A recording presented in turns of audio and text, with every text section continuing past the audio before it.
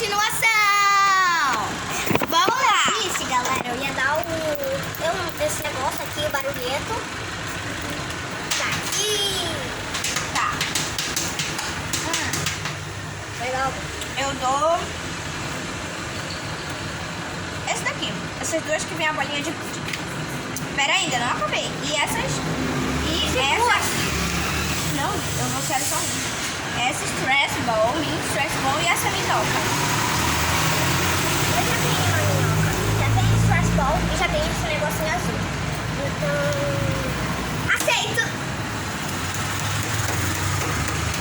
Fala mais. Então eu vou dar esse squish de dinossauro rosa. Aceita? Pode aceitar? Aceito. Também aceito.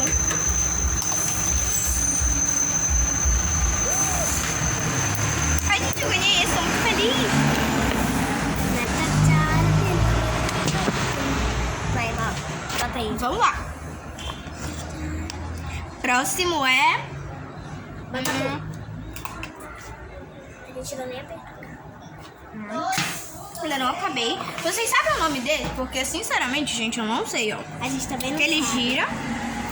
Que ele gira. Não sei. Tá, dou esses dois. Tá, eu ofereço primeiro esse daqui. Mais. Essas duas stress balls. Eu sei. Não, mais. 3 coisas. Recuso. Gente, porque isso é muito valioso, gente. Isso é muito valioso. Ele é um dos... Não aceito. Ele é raro, ele é raro. Não aceito, não aceito. Agora já recusou. Gente, porque aqui... Essa bolinha, ela é rara. Ainda tem esse daqui que ele ainda nem veio pro Brasil, gente. Então ele é super raro. Grava aqui. Ó, gente, que ele mexe assim. Tem que ir mexendo assim.